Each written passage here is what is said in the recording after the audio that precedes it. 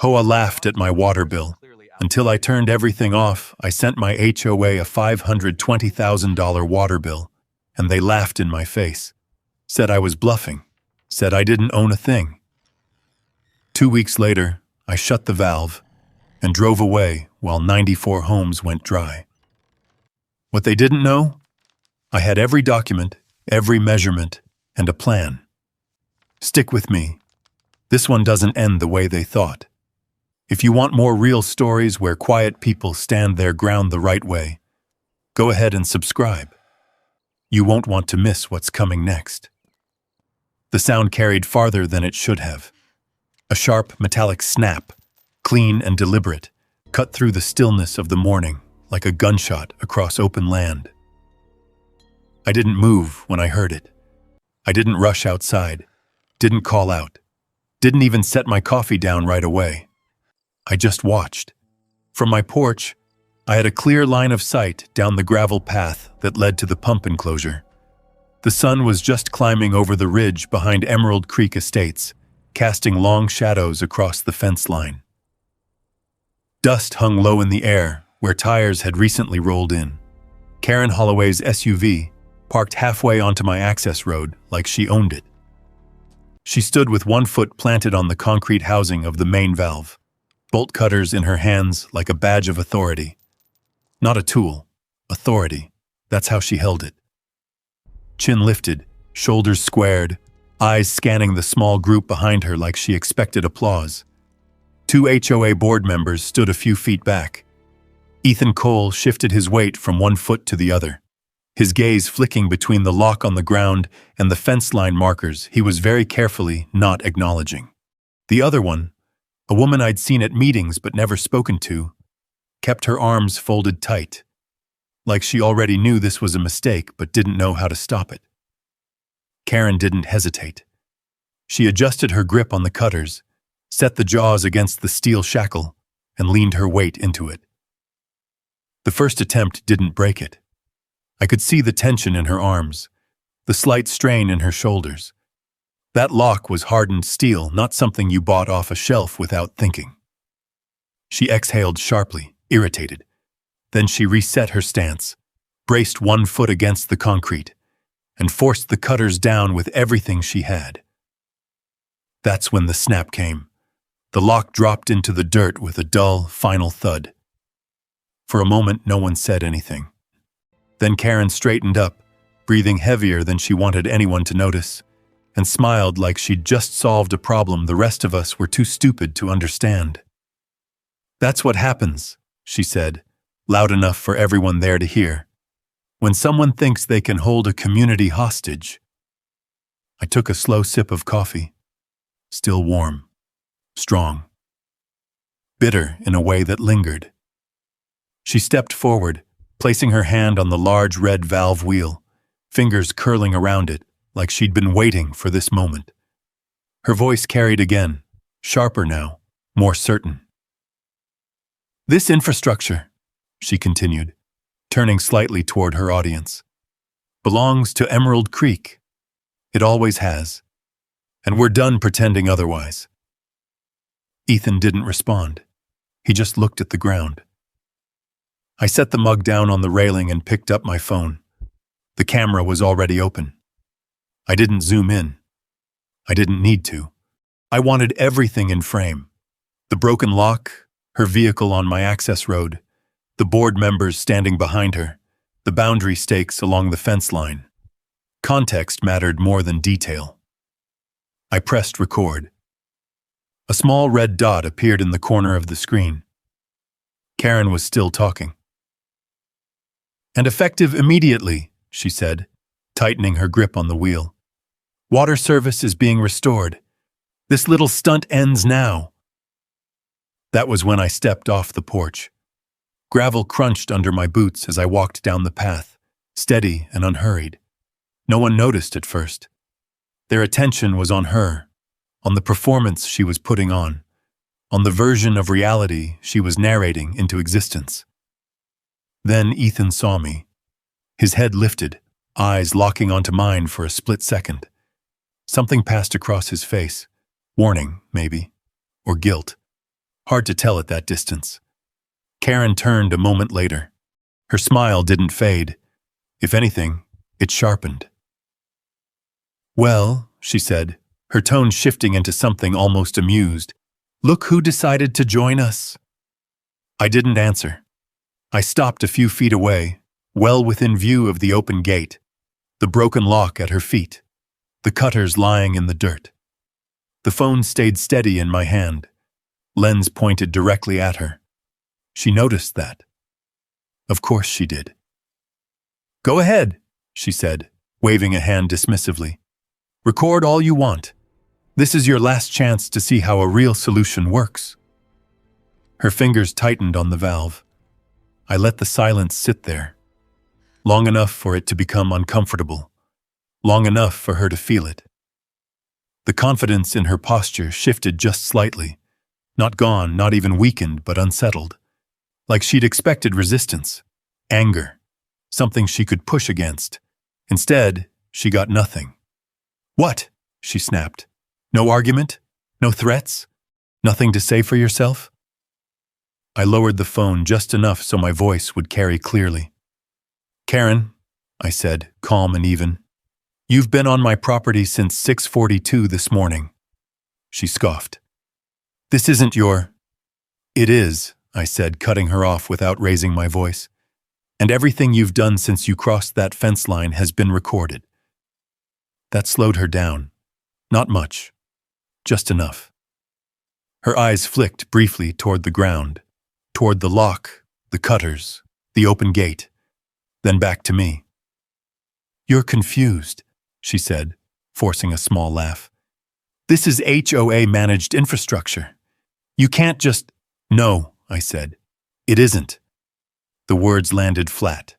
No emphasis, no drama, just fact. She stared at me for a second longer than she meant to. Behind her, Ethan shifted again. I raised the phone back up. "I'm formally requesting," I continued, "that you and your board leave my property immediately." Her jaw tightened. "And if I don't?" I held her gaze. "Then you're adding trespassing," I said, "to what you've already done." For the first time, the smile didn't come back. It didn't disappear entirely, but it cracked. Just a hairline fracture. Enough for doubt to show through if you knew what to look for. Karen Holloway wasn't used to silence. She wasn't used to someone not reacting, not escalating, not giving her something to dominate. Her entire authority rested on volume, on momentum, on the assumption that no one would challenge her with anything stronger than words. I wasn't giving her words. I was giving her time. Time to make decisions, time to commit, time to step deeper into something she didn't understand. She looked down at the valve, then back at me. "You really think," she said slowly, "that you can scare this community into paying you for water that belongs to them?" I didn't answer, because the answer didn't matter. What mattered was what she did next. Her hand tightened on the wheel, and in that moment, right before she turned it, I already knew how this was going to end. The only question left was how far she was willing to go before she realized it. And by then, it would be too late.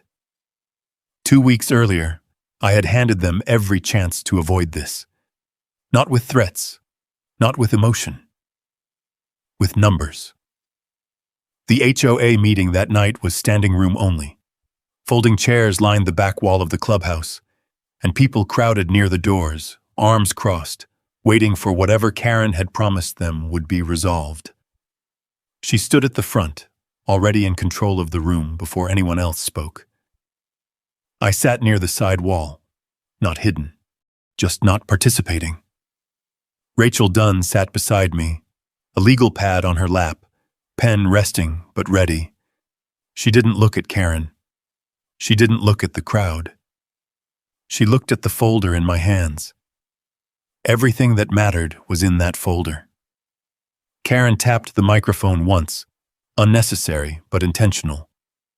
"Before we begin," she said, her voice carrying easily, "I want to address the situation with Mr. Mercer." A few heads turned. Most didn't. She lifted a sheet of paper between two fingers, like it might stain her if she held it any other way. "This," she continued, "is the latest example of harassment our community has been dealing with." She read the number slowly. $520,000. That got their attention. Murmurs spread through the room. Some disbelief, some laughter. A few people leaned forward like they thought they'd misheard. Karen smiled. "Yes," she said. "Apparently, we've all been buying water from Mr. Mercer without realizing it."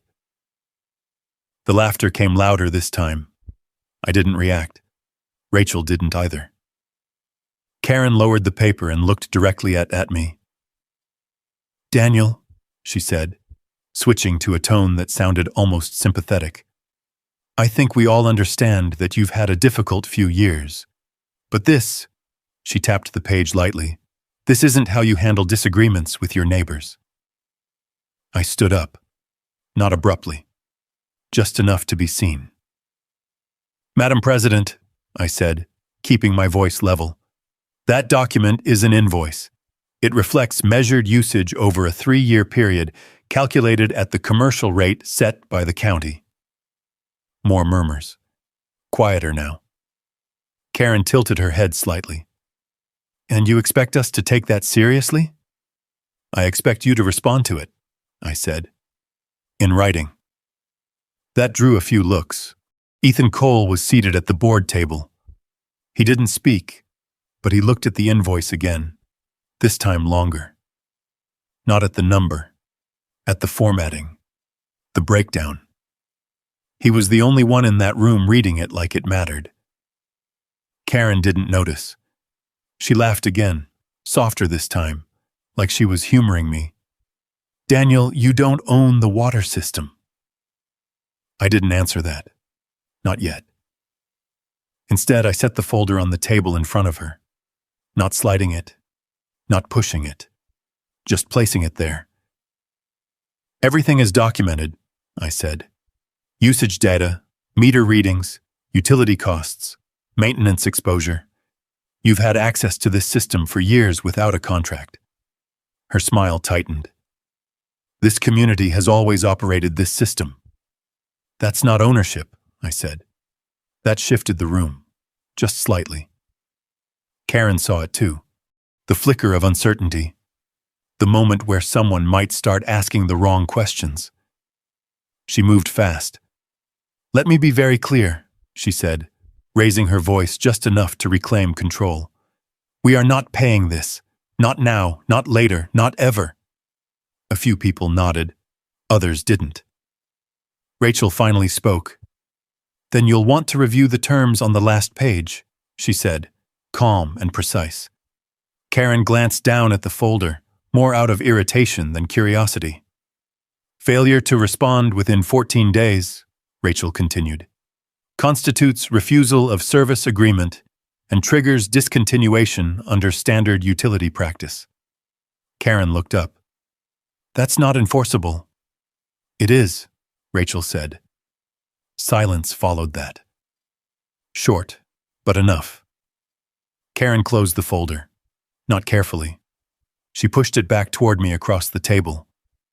"We're done here," she said. "This is a baseless claim, and if you continue pursuing it, the HOA will take legal action for harassment." I picked the folder back up. "Then I'll expect your attorney to provide documentation of ownership," I said. "Deed, transfer, easement, anything that establishes your right to operate that system." Karen didn't answer, because she couldn't. Instead, she turned back to the room. "Next agenda item," she said, her voice snapping back into place.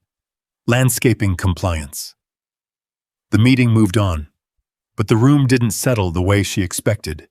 People kept glancing back, at me, at the folder, at Ethan, who still hadn't said a word. When it ended, most of them left quickly. Conversations started outside, low and uncertain, not the loud agreement Karen usually walked away with. Ethan approached me near the door. "Those numbers," he said quietly. They're real? Yes. He nodded once, then looked back at the board table where Karen was already talking to someone else, already rewriting the narrative. She didn't read it, he said. No, I replied. She didn't. Ethan hesitated. Should she have?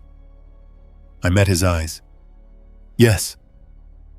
That was the moment the line shifted. Not publicly, not officially, but enough. Karen thought the meeting had ended the problem. She thought the laughter had settled it. She thought the number was the threat.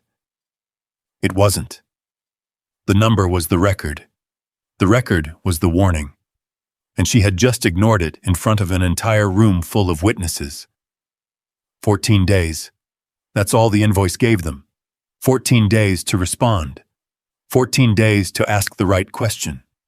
14 days to find out what they didn't own. They used all 14 doing nothing. And when the deadline passed, I didn't send another letter. I didn't call. I didn't argue. I walked out to the valve, and I turned it. Not fast, not dramatic, just steady pressure on cold steel until the resistance gave way and the flow dropped to nothing. There's a moment when you shut down a system like that where everything goes quiet in a way most people don't notice. Pumps don't scream. Pipes don't rattle. It's subtle. A shift in pressure. A change in sound you only hear if you've spent enough years listening for it. I stood there for a few seconds after it stopped. Then I locked the gate. New chain. New lock. Hardened steel again. Same place Karen would stand 2 weeks later with those cutters. I didn't wait around to see the reaction. By the time the first faucet in Emerald Creek Estates ran dry, I was already on the road. I drove west. Not far enough to disappear. Just far enough to be unreachable without effort. A small motel near the state line. Clean, quiet. The kind of place where no one asked questions if you paid up front. I set my phone on the nightstand, turned the volume off, and left it there. The first call came before sunset. Unknown number. Then another. Then another.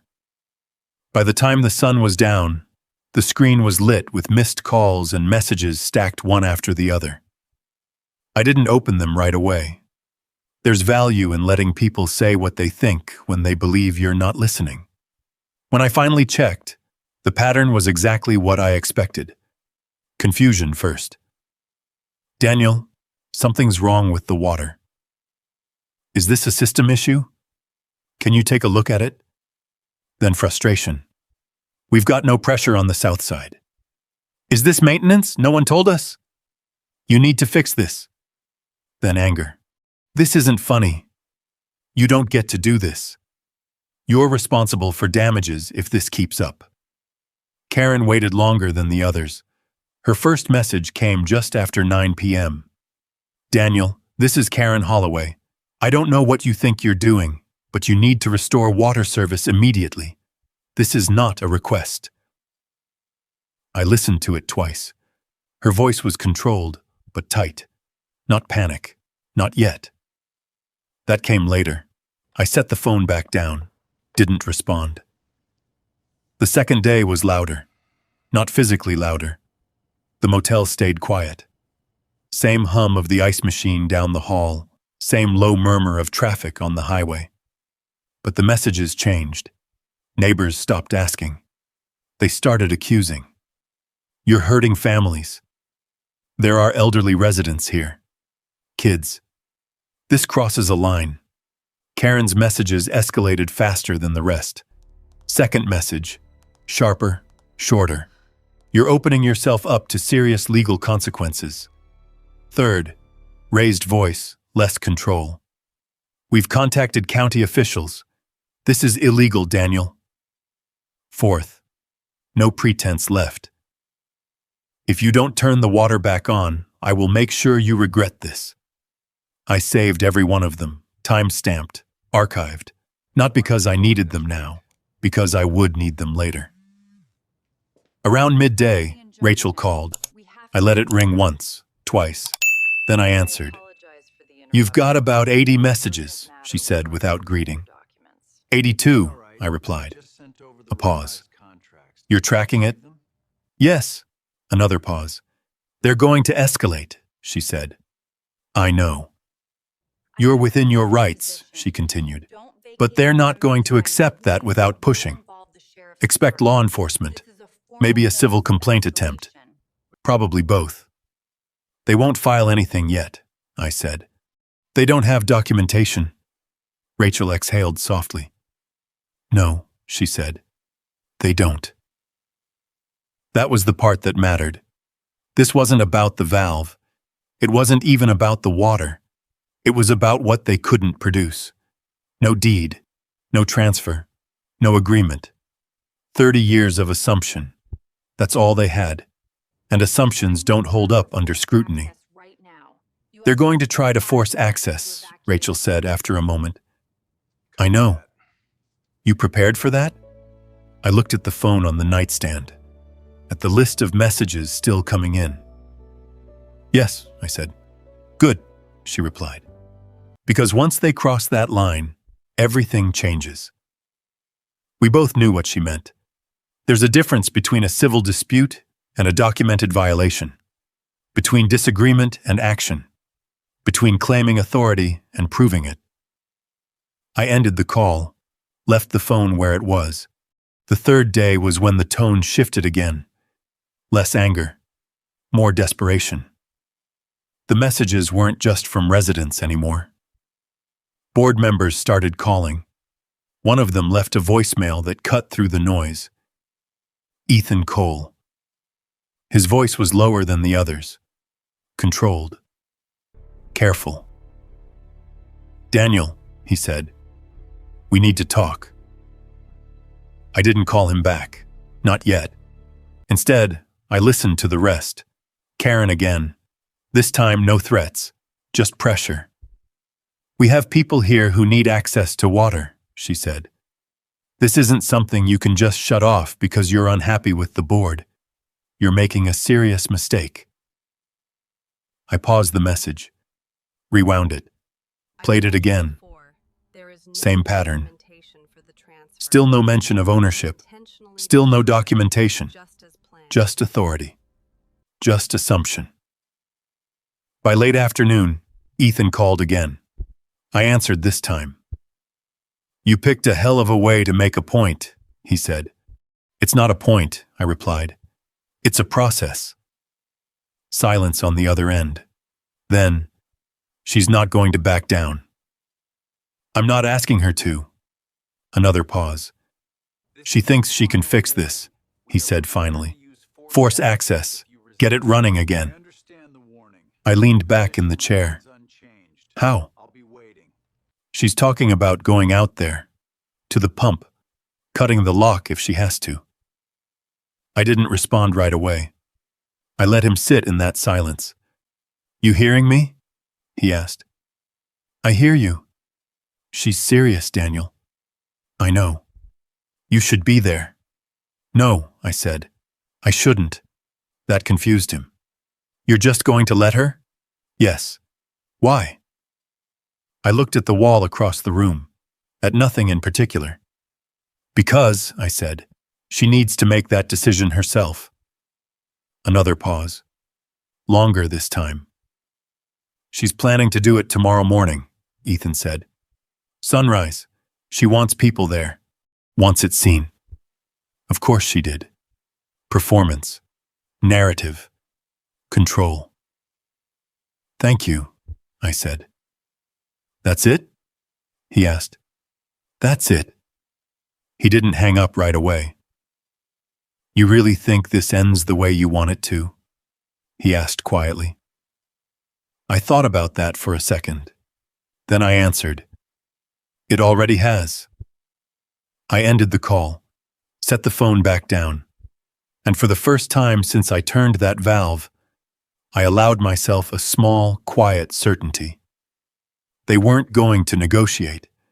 They weren't going to verify. They weren't going to question the one thing that mattered.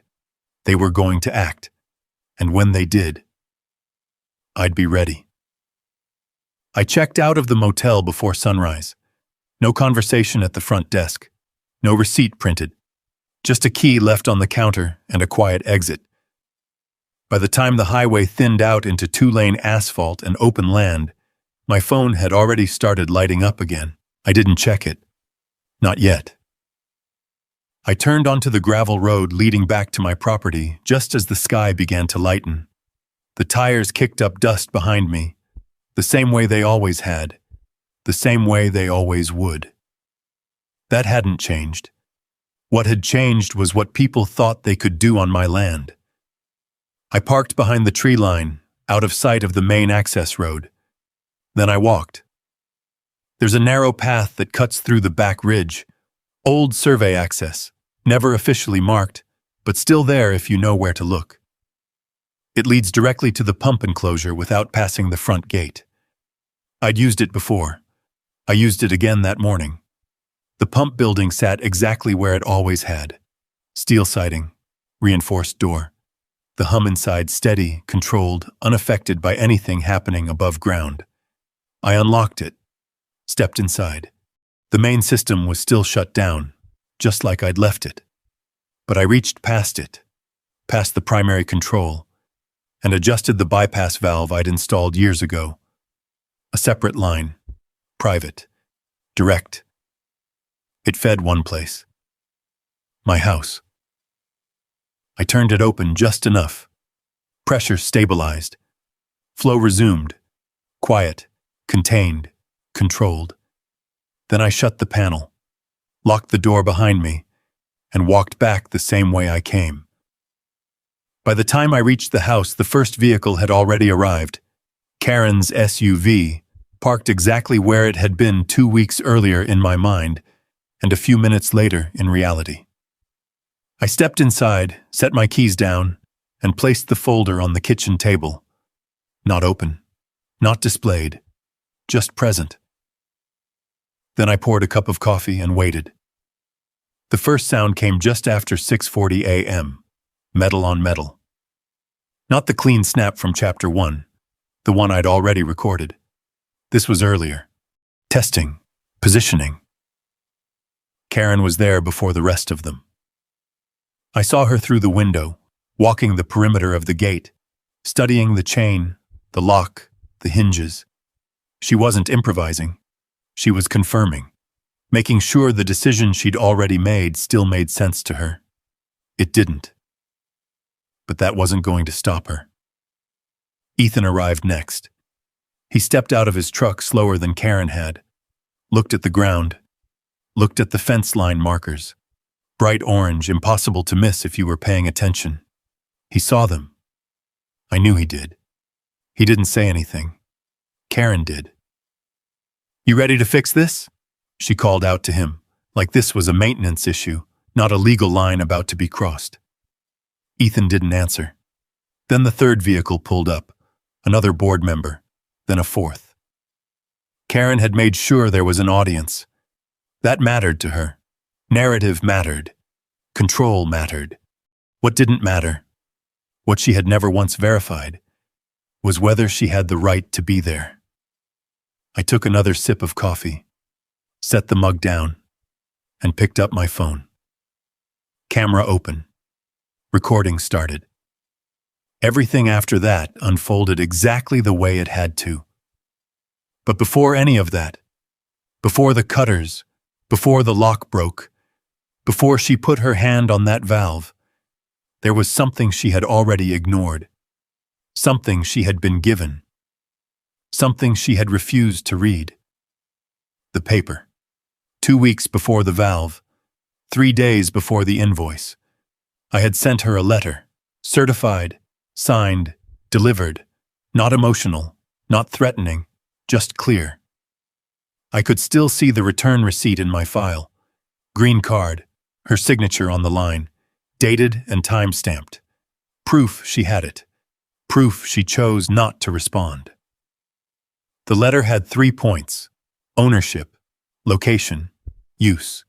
First, I was the recorded owner of Parcel 7B, attached, the deed. Second, all infrastructure located on that parcel, including the well, the pump station, and the main distribution line, was legally part of that property. Attached, statutory definition of improvements and fixtures. Third, the HOA had been drawing water from that system without a formal agreement. Not illegal by itself, but not protected either. I had offered terms, fair terms, continuation of service, documented agreement, time to respond. She didn't. Instead, she dismissed it, publicly, privately, completely. That was the moment the situation stopped being theoretical, stopped being a misunderstanding, and became a record. Every step after that built on it. The invoice, the silence, the shutoff, the calls, the threats, and now, the decision she was about to make outside my gate.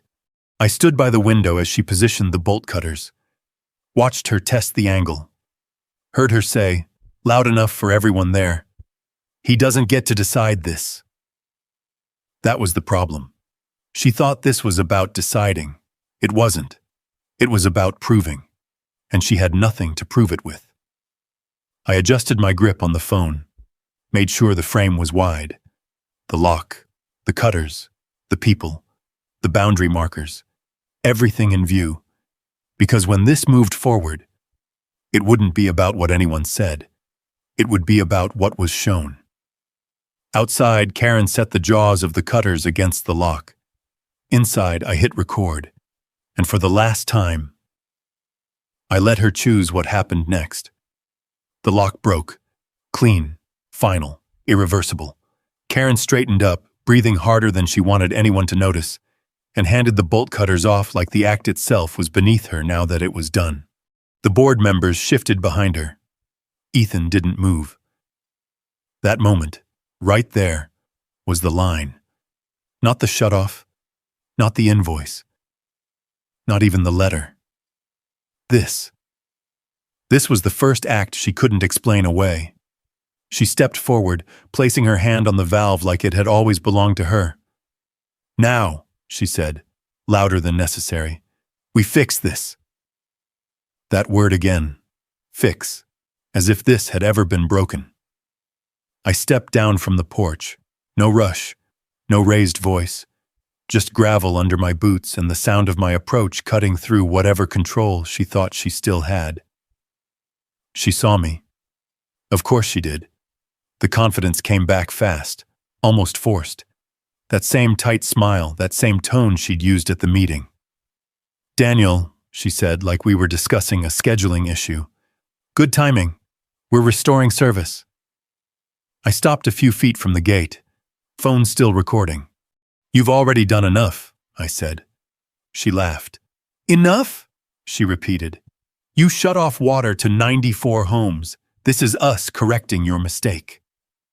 "That's not your system to correct." Her grip tightened on the valve. "It is," she said. "It always has been." Ethan shifted again behind her. I could see it now, clearer than before. Not just discomfort. Doubt. "Karen," he said quietly. "Maybe we should—" "No," she snapped, not even turning around. "We've entertained this long enough." She looked back at me. "You had your chance to play your little game. You sent your ridiculous bill. You made your point. Now we're done." I tilted my head slightly. "Did you bring it?" I asked. That caught her off guard. "Bring what?" "Documentation," I said. "Proof of ownership, easement, transfer, anything that gives you the right to operate that valve." Her expression hardened. "I don't need to bring paperwork to my own infrastructure." "That's not what the law says."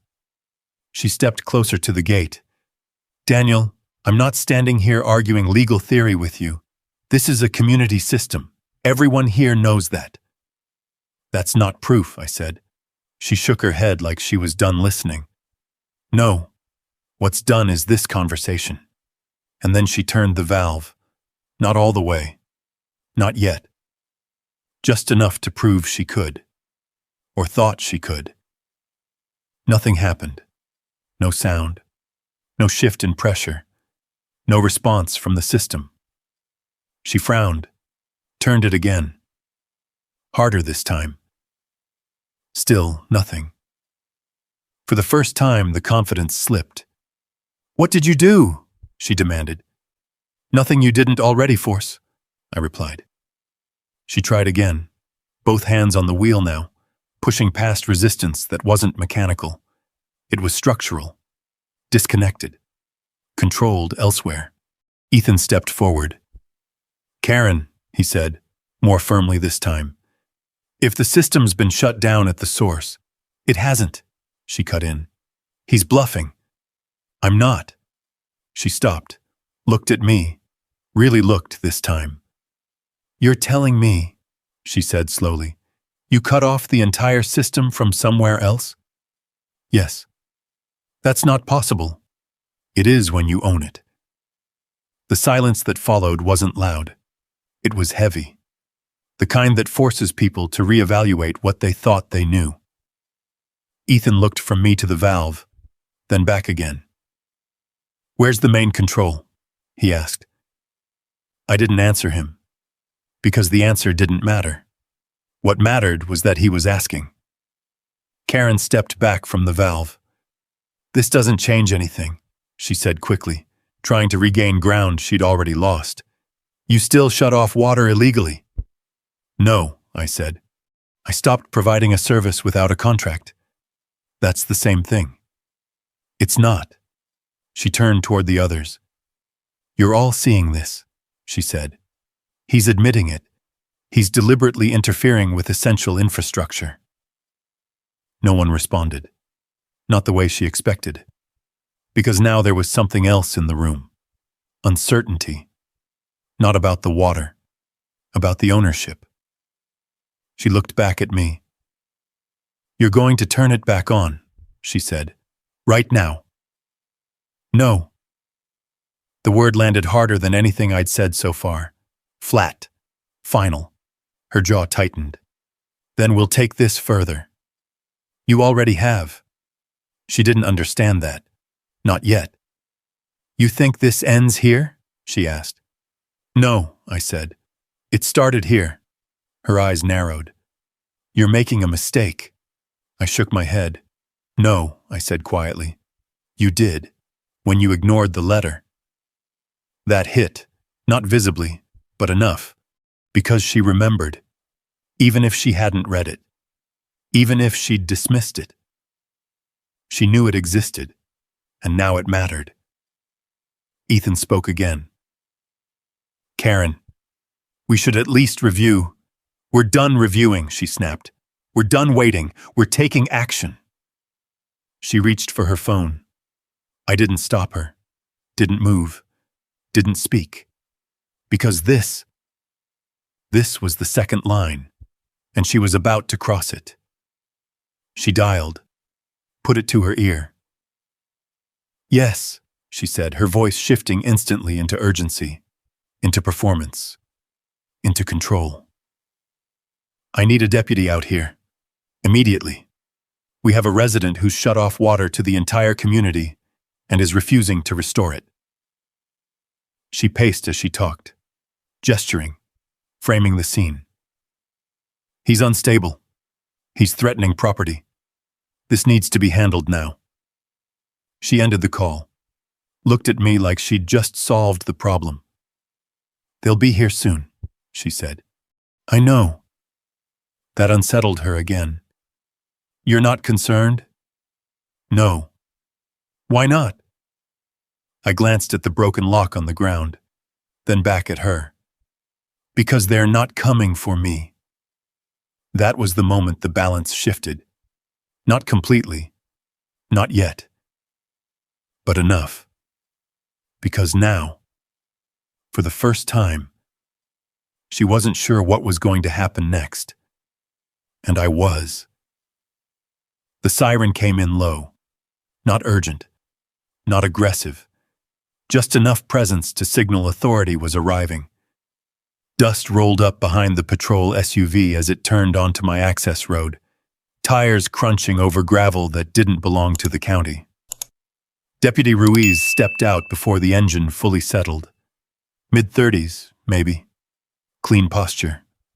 No rush in his movements. The kind of officer who didn't need to raise his voice to be heard. Karen moved toward him immediately. "Deputy, thank you for coming," she said, her tone shifting again, controlled, authoritative, just a hint of urgency. "This man has shut off water to the entire community and is refusing to restore it." Ruiz didn't respond right away. His eyes moved first. The broken lock, the cutters in the dirt, the open gate, the boundary stakes. Then me, standing still, phone in hand, not moving forward, not backing away. He took it all in before saying a word. "Ma'am," he said evenly, "I'll need to hear from both sides." Karen nodded quickly, already stepping back into her narrative. "He's interfering with essential infrastructure," she said. "This is a safety issue. We have families, elderly residents, people without water for days now. He's doing this deliberately." Ruiz listened, didn't interrupt, didn't validate, just listened. Then he turned to me. "Sir," he said, "can you explain what's going on here?" I stepped forward, stopping at a respectful distance. "My name is Daniel Mercer," I said. "I own this property, including the land this system sits on. The water service was discontinued after repeated attempts to establish a legal agreement were ignored." Karen let out a sharp breath. "That's not true." Ruiz raised a hand, not looking at her. "I'll come back to you, ma'am." That stopped her. Not completely, but enough. He looked back at me.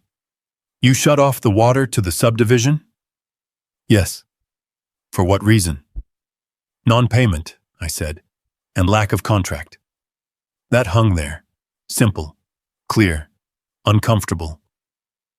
Ruiz shifted his weight slightly. "Do you have documentation supporting your ownership of the system?" he asked. "I do." Karen stepped in again. "This is ridiculous," she said. "Everyone knows this belongs to the HOA. It's been that way for decades." Ruiz turned to her. "Ma'am, do you have documentation supporting that?" She hesitated. Just for a second. "That's not something we carry around," she said. "It's part of the development. It's always been understood." "Understood isn't the same as documented," Ruiz replied. That landed harder than anything else so far. Karen's expression tightened. "We've maintained it," she said quickly. "Paid for it. Operated it." "That's not the same as ownership either," Ruiz said. The balance shifted again, not visibly dramatic, but undeniable. He turned back to me. "Sir, if you have documentation, I'll need to see it." I nodded once. "Of course." I stepped back toward the house, walked inside, and picked up the folder from the table. Same folder, same weight. Every document in order. When I came back out, Ruiz was standing near the gate, looking down at the broken lock again. Karen was pacing now. Tighter movements, less control. I handed the folder to Ruiz. He didn't open it immediately. "Before I review this," he said, "I need to be clear on something." He looked between both of us. "This is a civil matter unless there's evidence of criminal activity. My role here is limited to maintaining order and addressing any violations of law I can verify on site." Karen nodded quickly. "Exactly," she said, "and what he's doing is illegal." Ruiz didn't respond to that. He opened the folder, flipped past the cover sheet. The deed was first. Parcel 7B recorded, stamped, clear. He read it longer than Karen expected, long enough for the silence to stretch. Then he turned the page. Survey map, boundary lines, infrastructure placement, all within the parcel. Another page. Statutory definition of improvements. Fixtures. Water systems included. He looked up at me, then at Karen. "Ma'am," he said, "based on what I'm seeing here, the The system appears to be located entirely on Mr. Mercer's property. That doesn't mean he owns it, she snapped. It means you need documentation showing that you do, Ruiz replied. She opened her mouth, closed it, looked at Ethan. Ethan didn't help, because he didn't have anything to offer. Ruiz continued. Do you have any deed, transfer agreement, easement, or contract that grants the HOA ownership or operational rights over this system? Karen shook her head. Not deliberately, just no answer. That's because it's part of the development, she said again, weaker this time. Ruiz nodded slightly. I understand that's your position, he said. But without documentation, I can't enforce it. He closed the folder, handed it back to me. Then he stepped toward Karen. Ma'am, he said, his tone shifting, firmer now, still calm but no longer neutral. You and your board members are currently on private property. The owner has asked you to leave. That's absurd, she said. It's the law, Ruiz replied. She looked around, at the others, at Ethan, at the open gate, at the broken lock, at the cutters in the dirt, everything she had just done. Everything that had felt justified 10 minutes ago. Now sitting there, documented, visible, unavoidable. You're not seriously telling me we have to walk away from our own system, she said. I'm telling you, Ruiz said, that until this is resolved through the proper legal channels, you do not have the right to access this property against the owner's wishes. Silence. Then, we'll take this to court, she said. That would be the appropriate next step, Ruiz replied. She turned to me. This time, no smile, no performance, just anger. You think this is over? She asked. I held her gaze. No, I said. I think it just started. That was the truth. Because shutting off the water, that was the action. But what came next? That was the consequence. Ruiz stepped back toward his vehicle. I'll be filing a report, he said. Both parties will want to consult legal counsel. I already have, I replied. He gave a slight nod. I figured. Karen didn't move right away. Neither did Ethan. The others started backing off first, slowly, reluctantly, like they were leaving something unfinished. Karen stayed a moment longer, then finally turned, walked back to her SUV, and drove off without another word. The dust settled behind her. The gate stood open. The lock lay broken in the dirt. And for the first time since I turned that valve, the system wasn't just shut down. It was exposed. And exposure does something pressure alone never can. It forces people to pick a side. The first day after Karen drove off, the calls didn't stop. They changed. The anger was still there, but it wasn't unified anymore. It fractured. Some residents kept pushing the same line. You're still responsible. You're hurting people. This isn't over. But others, they started asking different questions. Did the HOA actually own it? Why didn't they have paperwork? Is this legal?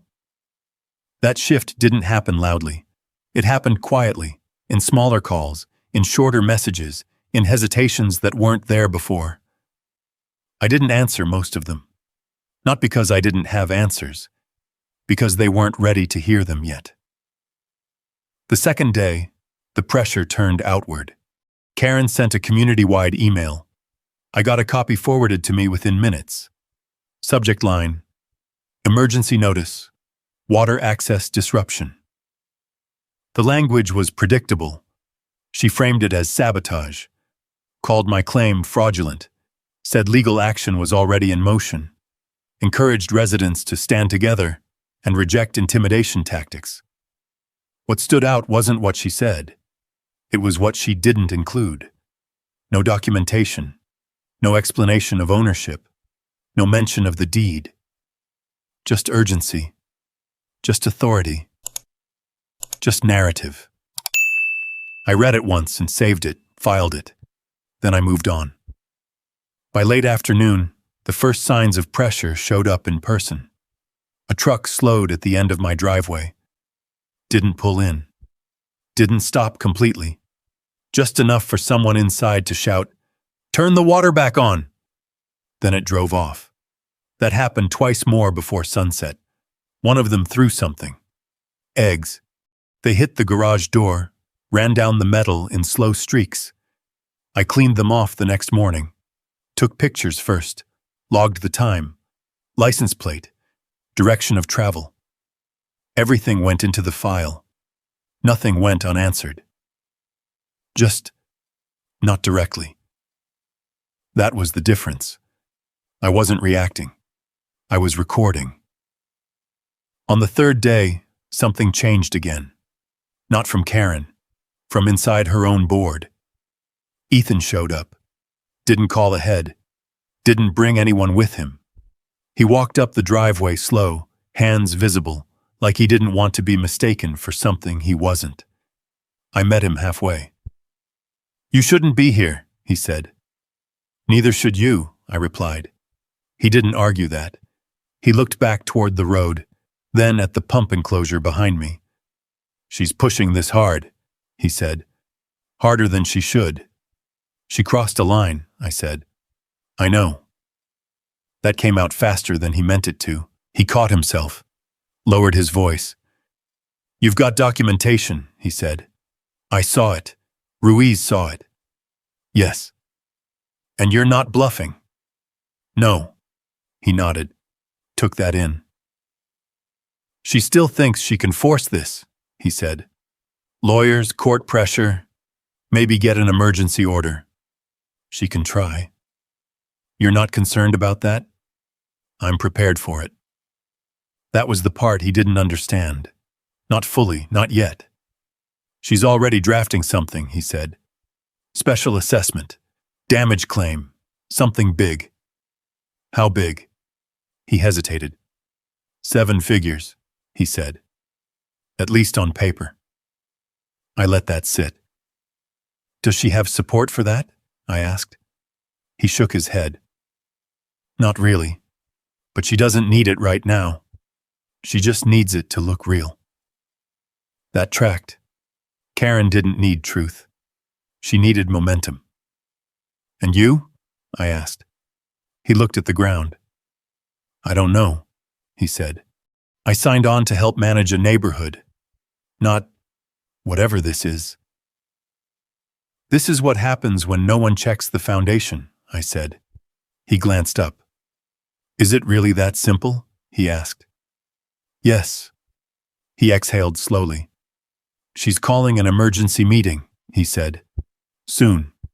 Wants to get ahead of this before it spreads." "It already has." He nodded. "Yeah," he said. "It has." He took a step back, then stopped. "If she files something," he said, "something official, what happens?" I looked at him. "Then it becomes more than a dispute," I said. "It becomes a record of intent." He frowned slightly. "That's not good for her." "No," I said. "It's not." He studied me for a second longer, then turned, walked back to his truck, didn't look back. That was the first break, not visible to the rest of the community, not public, but real. Karen still had control, but it wasn't absolute anymore. The silence I'd created, it wasn't empty. It was working. By the 4th day, the calls dropped off. Not because the problem was solved, because people were thinking. And thinking does something panic can't. It slows everything down. For Karen, that was the real problem. Because without noise, without pressure, without people reacting the way she expected, her authority had nothing to hold on to. And that's when she made her next move. Not at the gate, not with cutters, something bigger, something written, something official. something she thought would force me to break. She filed it 2 days later, and when I saw it, I knew exactly what she'd just done. She hadn't regained control. She had just given me everything I needed to end this. The envelope arrived just before noon, hand-delivered, not certified this time, not formal in the way legal documents usually are. But it didn't need to be. The intent was clear before I even opened it. Bold header, heavy paper, official-looking language. Notice of special assessment and lien filing. I read it once. Then again, not for the accusations. I already knew what those would be. For the structure. For the wording. For the mistakes. Karen had filed a $1 million lien against my property, claimed damages for intentional disruption of essential community services, accused me of fraudulent assertion of ownership, framed the water shutoff as an act of coercion against residents. It was aggressive, it was loud, and it was completely unsupported. No documentation attached, no reference to ownership, no contract, just claims. Just pressure. Just escalation. I set the paper down on the table. Didn't react immediately. Because reacting wasn't the point. Understanding was. Rachel arrived an hour later. I handed her the document without saying anything. She read it standing up. Didn't sit. Didn't comment. Just read. When she finished, she placed it back on the table carefully. Then looked at me. She filed this? She asked. Yes. She signed it? Yes. Rachel exhaled slowly. Not frustration. Recognition. She just crossed out of civil dispute, she said, and into something else. That's what I thought. She picked the document up again, scanning specific sections now. This isn't just wrong, she continued. It's knowingly wrong. She's asserting a legal interest she can't support and recording it against your property. Which means, it means she just created liability, personal liability. That was the shift. Up until now, Karen had been operating behind the HOA. Board decisions, collective authority, shared responsibility. This had her name on it, individually. Directly. That changes how we respond, Rachel said. How? We stop waiting. I nodded once. Good. She pulled out her phone. I'm filing for an emergency hearing, she said. Motion to invalidate the lien plus a counterclaim. For what? She looked at me. For everything she just handed us. That was the second phase. Not reactive. Not defensive, strategic. We didn't need to prove she was wrong. We needed to show that she knew she was wrong and acted anyway. That's what the document gave us. Intent. By evening, the notice had already circulated. Not just to me, to the entire community. Karen made sure of that. Another email. Another statement. Framed it as a necessary step. Protection. Accountability. She positioned herself as the one holding the line. Again. Same pattern.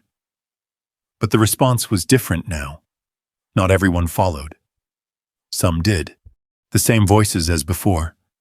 About time. Hold him accountable. Make him pay. But others, they asked questions, publicly, in the same thread. Where's the proof of ownership? Did we verify this before filing? Is this even legal? Karen responded to some, ignored others, deflected most. But the damage was already done. Because now, it wasn't just me presenting documents. It was her avoiding them. That night, Ethan called again. Didn't waste time. She filed it, he said. I know. She didn't run it through council. I know. She pushed it through the board fast.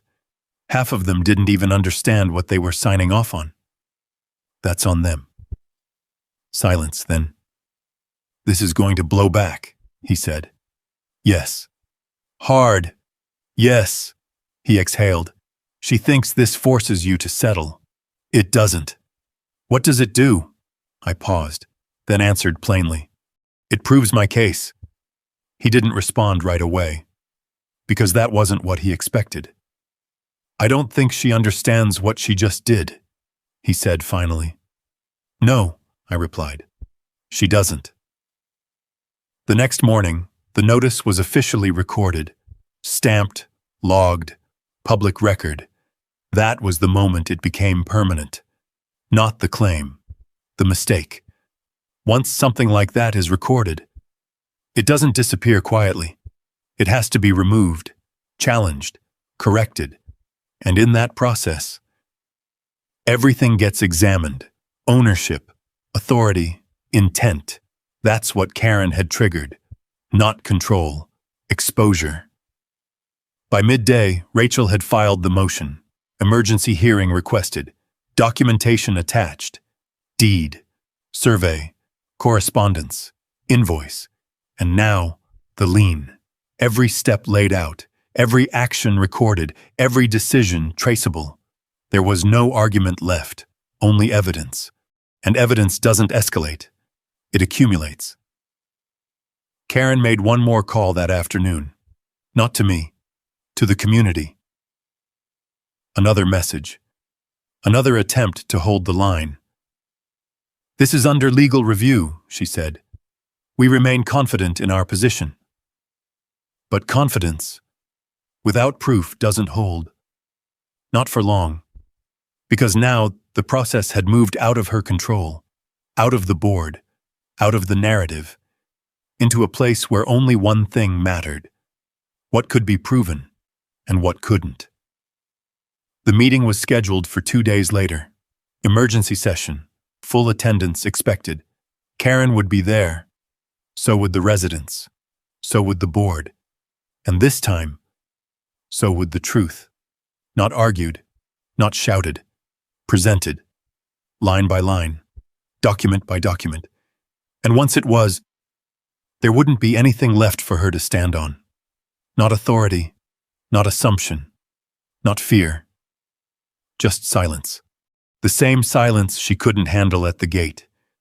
The same silence she tried to fill with control. Now waiting for her. In a room full of people who were about to see exactly what she had built her position on. Nothing. And when that moment came, there wouldn't be any way to walk it back. Only one direction left. Down. The clubhouse was full before the meeting even started. Not just board members this time. Not just the usual few who showed up out of routine or obligation. This was different. 94 homes, and for the first time, it felt like most of them were in that room. No side conversations, no casual chatter, just tension. Karen stood at the front, already in position, already holding on to the last version of control she had left. Papers in hand, posture straight, expression fixed somewhere between composed and strained. Ethan sat at the table behind her. Didn't speak. Didn't look at her. Didn't look at me when I walked in either. But he didn't avoid it. That mattered. Rachel walked in beside me carrying a case. Simple, black, organized. Everything we needed was inside it. No dramatics, no build-up, just evidence. Karen started the meeting without waiting. We are here tonight, she said, her voice steady but tight, to address an ongoing crisis affecting this community. She paced once behind the podium. This situation has been caused by one individual making unfounded claims over infrastructure that has served this neighborhood for decades. A few nods, fewer than before. She noticed, didn't acknowledge it. We have taken appropriate legal action, she continued, lifting the lien notice slightly, to protect the interests of every homeowner here. That was her anchor. That document. The one mistake she couldn't undo. Rachel didn't move, didn't interrupt. We let her speak because the more she said, the more she committed. Karen turned slightly, scanning the room. "What we need now is unity," she said. "We cannot allow intimidation, misinformation, or documentation," I said. I didn't raise my voice, didn't step forward, just said the word. It cut through everything. Karen stopped, turned. Her expression tightened. "This is not your time," she said. "It is," I replied. "And this time..." No one spoke over me. Not Karen, not the board, not the room.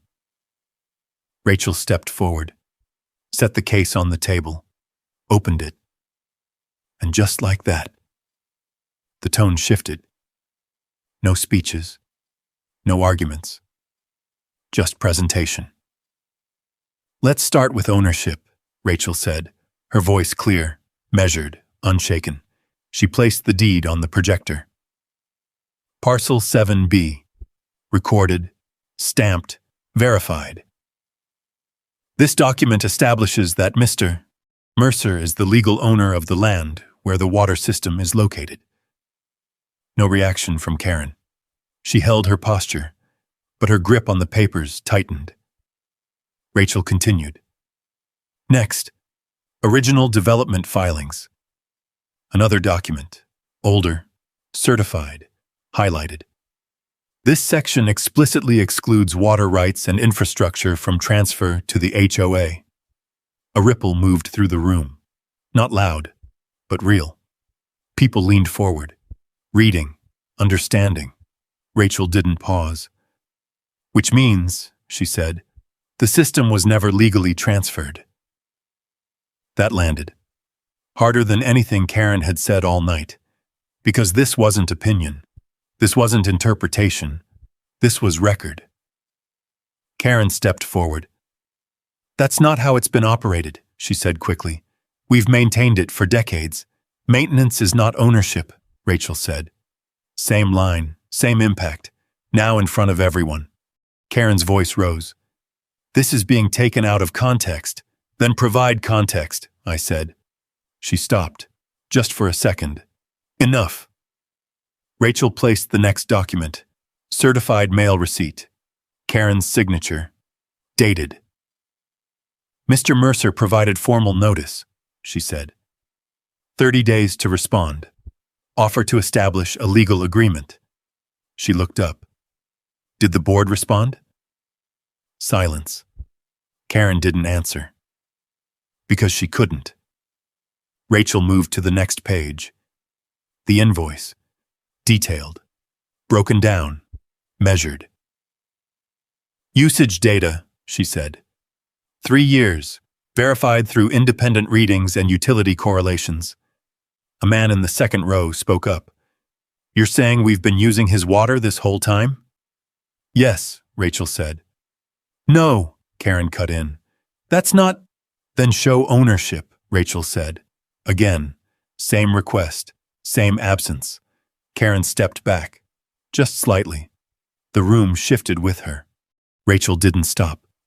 She placed the final piece. The video. Grainy at first, then clear.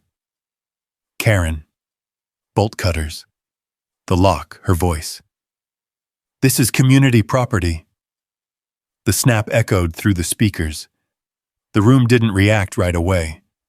Because it didn't need to. They had already seen enough. The video just confirmed it.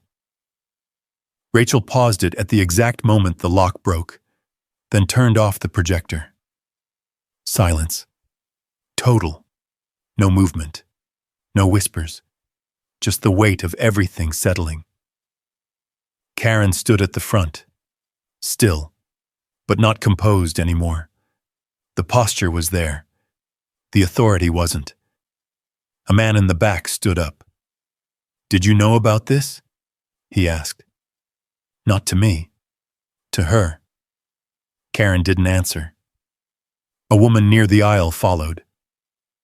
"We've been paying dues for years." Where did that money go if we don't even own the system? Another voice. Why didn't you tell us? The questions came faster now, not coordinated, not controlled, real. Karen tried to respond, opened her mouth, started, then stopped, because there was nothing left to say. Everything she had already been shown, and everything she needed, she didn't have.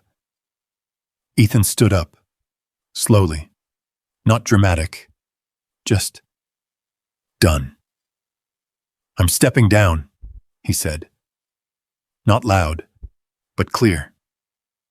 I can't support this anymore. That was the break, the final one. Karen looked at him, then at the room, then at the documents still sitting on the table. Her position, her authority, her narrative, all built on assumption. Now, gone. No collapse, no shouting, no scene, just silence. And in that silence, everyone saw it, exactly what it had always been. Nothing. The room didn't erupt. It didn't need to. The collapse wasn't loud. It was final. Karen stood there a moment longer than anyone else, not speaking, not moving, just existing in the space where her authority used to be. No one looked to her anymore. That was the part she couldn't recover from. Control doesn't disappear all at once. It fades the moment people stop believing in it. And in that room, belief was gone. The meeting ended without a formal close. No vote. No resolution passed in the way Karen would have scripted it. People just stood up, turned, started talking to each other instead of listening to her. That was the shift. Not procedural, human. Within 48 hours, everything that had been held together by assumption started to come apart. Ethan wasn't the only one who stepped down.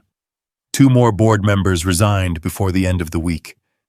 The rest didn't have the support to stay. An emergency vote was called. New board elected. Quick, decisive. Not because people suddenly became organized, but because they were done. Karen wasn't voted out. She was removed. Formally. Recorded. Her position vacated pending legal review. She didn't contest it. Didn't show up to the second meeting. Didn't respond to the notice. Because by then, there was nothing left to defend. The lien didn't survive the week. Rachel's motion went through without resistance, invalidated, struck from record, and with it, the claim that supported it.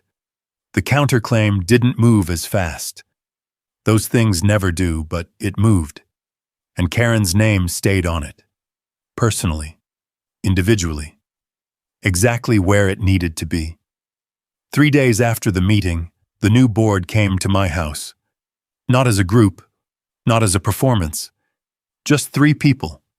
Ethan, a woman named Claire Jensen, and a man I recognized from the back rows of the meetings, Mark Ellis. They didn't come with demands. They came with questions. We sat at my kitchen table, same place I'd reviewed every document, same place I'd built the file, same place the entire situation had been reduced to facts. No raised voices, no assumptions, just clarity. We reviewed everything, Claire said. The deed, the filings, the correspondence. And, I asked. She didn't hesitate. You're right. That was it. No resistance. No qualifiers. Just acceptance. Mark leaned forward slightly. What we need to know, he said, is what it takes to restore service. Not control, not ownership, service. That distinction mattered. I slid a document across the table. Not new, just the original proposal. Revised slightly. Clean, clear, rates based on actual usage, Maintenance responsibility defined. Access rights limited and documented. Everything they had refused to consider 2 weeks earlier. Claire read it carefully, not skimming, not dismissing. Understanding. "This is fair," she said. "It is," I replied. Ethan looked at me. "You never wanted the full amount," he said. "The invoice." "No." "Then why send it?" "Because it was accurate." He nodded slowly. That answer made sense to him now. Because now, accuracy mattered. They didn't argue the terms, didn't try to negotiate them down, didn't question the structure, because they had already seen what happened when they ignored it. "We can't pay the full back amount," Mark said. "I know." Claire looked up. "What are you willing to accept?" I considered that for a moment. Not because I didn't know, because I wanted them to understand the answer. "A structured agreement," I said. "Reduced balance, long-term infrastructure fund, paid over time." They exchanged a glance. Relief, not victory. Relief. "That works," Claire said. We signed the preliminary agreement that afternoon. Formal contract to follow, payments scheduled, access defined, everything recorded, everything clear. No assumptions. 2 days later, I walked back out to the valve. Same path, same ground, same system. The lock had been replaced, stronger this time, not because it needed to be, because it represented something different now. I unlocked it, stepped inside, ran a final check. Pressure system stable, lines intact. No damage, no shortcuts. Just a system waiting to function the way it was designed to. I placed my hand on the valve. Same one Karen had tried to turn. Same one she thought she controlled. And I opened it. Slowly. Deliberately. The system responded immediately. Pressure equalized. Flow returned. Quiet. Efficient. Exactly as it should. By the time the first house felt it, the problem was already solved. No announcement, no message, no performance. Just water. Functioning. Restored. The difference was, now it had a structure behind it. Ownership defined. Access documented. Responsibility assigned. The way it should have been from the start. Karen left before the month ended. Sold the house quietly. No statement. No explanation. Just gone. The legal process didn't disappear with her. It moved forward. Without noise. Without attention. Exactly where it belonged. The community adjusted, not immediately. Trust doesn't come back that fast. But it started. Small things first. Conversations that hadn't happened in months. Decisions made without pressure. Rules reviewed, not enforced blindly. The system held. Because now, it was built on something real. Not assumption, not authority, not control, just truth. I still walk the property, same paths, same routine. The pump hums the way it always has, steady, consistent, unremarkable to anyone who doesn't understand what it represents. That's the point. It's not supposed to be noticed. It's supposed to work. Quietly. Reliably, within boundaries that are understood and respected. That's what this was always about. Not the water, not the money, not even the conflict. Order, defined, documented, maintained. Because without that, everything else is just noise, and noise doesn't hold. Not for long. If there's one thing this whole situation makes clear, is this: assumption don't protect you, and silence doesn't weaken you if it's backed by the truth. Everything here came down to what was written, what was documented, and what could actually be proven when it matters. Not what people believe, not what has always been, just what's real, on paper and in practice. There's a kind of strength in staying steady when things get loud, in not reacting right away, in letting the facts speak, even when nobody wants to hear them yet. Because in the end, the truth doesn't need volume, it just needs time and clarity. If you ever deal with something like this, an HOA, a neighbor, or anyone pushing past what's fair, drop a 1 in the comments, and if you believe in standing your ground the right way, type yes so others know they are not alone ones. And if you want more stories like this, real situations where people held the line, stay patient, and let the truth do the work, go ahead and subscribe. There's more ahead.